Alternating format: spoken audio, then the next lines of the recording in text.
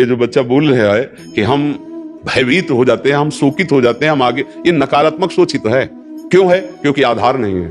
आधार हो तो फौरन उसकी काट है। भगवान है ना, प्रभु है ना, ऐसा कैसे हो सकता है? हम उनका भजन करते हैं, हम उनके आश्रित हैं, ऐसा कैसे हो सकता है? सकारात्मक सोच ही जीवन का सुख है, नहीं तो दुख और सुख और जय और पराजय ये टिकाऊ नहीं है। जैसे दिन टिकाऊ नहीं है, ऐसे रात टिकाऊ नहीं, ऐसे सुख टिकाऊ नहीं है, ऐसे दुख टिकाऊ नहीं। कोई सदैव विजयी नहीं रहता, कोई सदैव हारता नहीं, कोई सदैव सुखी नहीं रहता, कोई सदैव दुखी नहीं रहता। ये क्रम चलता रहता है। दुख के अवसर पर हमें हमारे विचार बचाते हैं हमको।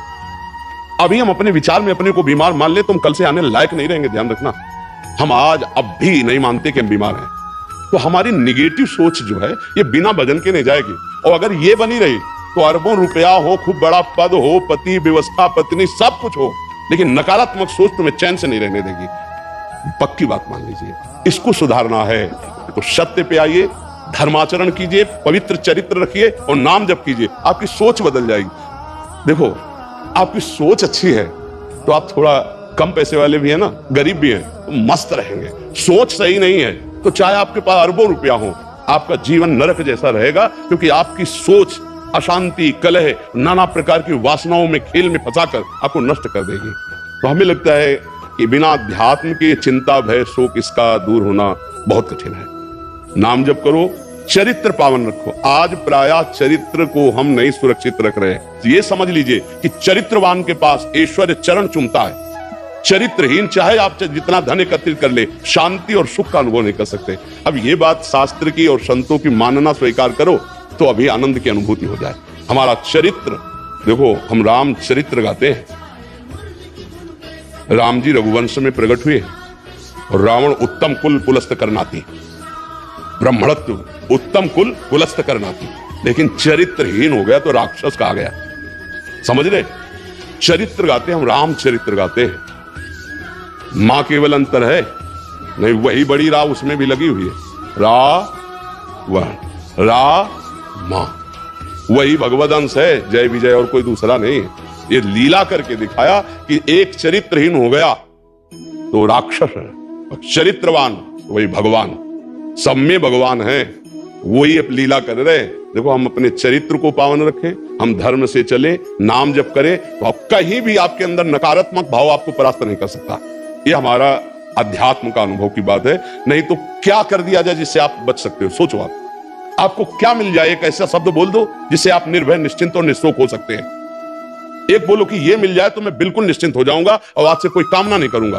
बोलो, कोई एक बात बोलो। नहीं बोल सकते, क्योंकि एक के साथ हजारों बातें लगी हुई है। एक केवल वो है कि परमात्मा मिल जाए तो फिर सब कुछ मिल जाए। जिसके पाने के बाद कुछ पाना बाकी नहीं रहता, जिसके जानने के बाद कुछ जानना बाकी नहीं रहता, और जिसको अनुभव करने के बाद कोई भय नहीं रहता।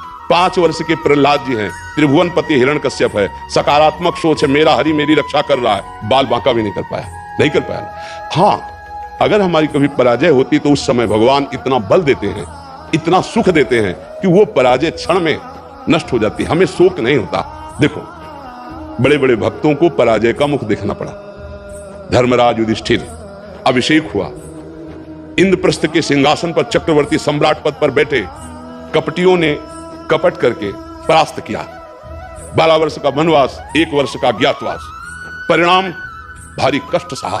ऐसे महारथियों को छुप के रहना पड़ा, लेकिन परिणाम फाइनल पे आइए तो चक्रवर्ती सिंहासन पर महाराज युधिष्ठिर ही बैठे, उनके कुल में कोई नहीं रह गया, सब विनाश को प्राप्त हो गए। तो हमें लगता है धर्माचरण, भगवद आश्रय, पराजय कभी होती भी है तो वो विजय की ही आशा पुष्ट करती है, और भगवान इतना बल देते हैं कि पराजय उसे दुख नहीं दे पाती है। तो इसलिए हमें नाम जप करना चाहिए, भगवद आश्रित होकर के अध्यात्म को समझना चाहिए। आज हमारे नवीन बच्चे अध्यात्म को नहीं समझ रहे, तो बड़ी आचरण में बड़ी अपवित्रता आ चुकी है। आप देख लीजिए कैसे कैसे गंदे अपने जीवन को इन अवगुणों से युक्त कर लिया गया। व्यसन, व्यभिचार, अब ये अध्यात्म का ज्ञान ना होने के कारण अपना नाश कर रहा है। तो चरित्रहीनता, गुणहीनता और नकारात्मक सोचे, अगर इनको हमें ठीक करना है तो हमें बहुत सावधान रहना, हमें अपने चरित्र को बचाना है। आज हमारे बच्चों में चरित्र सुरक्षित नहीं रह पा रहा है।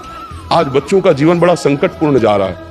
बात पक्की समझना, हमको जब ऐसी बात आती है तो हम दुखी होकर के बोलने लगते हैं कि आज हमारे राष्ट्र का जो ये नवीन भविष्य है, ये संकटपूर्ण परिस्थिति में जा रहा है। गर्लफ्रेंड, ये बॉयफ्रेंड, ये व्यसन, ये इनको चैन से नहीं रहने देंगे। नवीन नवीन अवस्था के बच्चे हैं, जब गंदे आचरणों में फंस जाते हैं, अब उनको ब्लैकमेल किया जाता है, वो अपने माँ बाप से बता नहीं सकते कि दूसरे से कहने घुटते रहते हैं, और अगर ज्यादा घुटन आ गई तो अपने आप को। तो इसलिए हमें लगता है अध्यात्म को समझा जाए और नाम जप करते हुए चरित्र पावन रखा जाए। आपका इसमें कोई संशय? हाँ, आप अच्छे आचरण वाले बने, खूब नाम जप करें और धैर्यपूर्वक विश्वास रखें कि भगवान मेरे साथ हैं। अगर कभी ऐसी हार या पराजय या दुख आता है तो हम उसको सहने के लिए धैर्यवान रहें। हम उसमें इतना निगेटिव न सोच जाए कि हमारा जीवन से ही निराशा हो जाए। आज हमारे बच्चों में बहुत जल्दी इतना सोचने की क्षमता आ गई है कि अब तो यार जीवन किस काम का, कहीं कोई ब्लैकमेल कर रहा है तो जीवन, अरे हमें लड़ना है। हम कल भी कह रहे थे कि बच्चों को चाहिए माता पिता से दोस्त जैसा व्यवहार करें, और माता पिता को चाहिए कि बच्चों से दोस्त जैसा व्यवहार करें। दोनों आमने सामने बैठकर उनके हृदय की बात को जाने और उनको दोस्त की तरह सपोर्ट करें, तो आगे बढ़ सकते हैं, वो दलदल में फंसे हुए निकल सकते हैं। नहीं तो कई ऐसे गंदे बच्चे होते हैं जो अच्छे बच्चों को अपने विषय जाल में फंसा करके उनके जीवन को बर्बाद करते हैं। बकाया नकारात्मक सोच के लिए नाम जप बहुत जरूरी है। चाहे आप कोई स्त्री हो, चाहे पुरुष हो, चाहे गृहस्थ हो, चाहे विरक्त हो, जब तक नाम जप नहीं करोगे, आचरण पवित्र नहीं रखोगे, तो वास्तविक सुख का अनुभव नहीं होगा। नाम जप बहुत आवश्यक, इसलिए हम सबसे प्रार्थना करते हैं नाम जप करो, शराब मत पियो, मांस मत खाओ, पराई माता बहनों की तरफ गंदी दृष्टि से मत देखो, गंदे आचरण मत करो। ये मनुष्य जीवन ऐसे गंदी बातों के लिए नहीं मिला। गृहस्थी में हो तो धर्माचरण करते हुए धर्म पूर्वक विषय भोगो और नाम जप करो, भगवान को प्राप्त हो।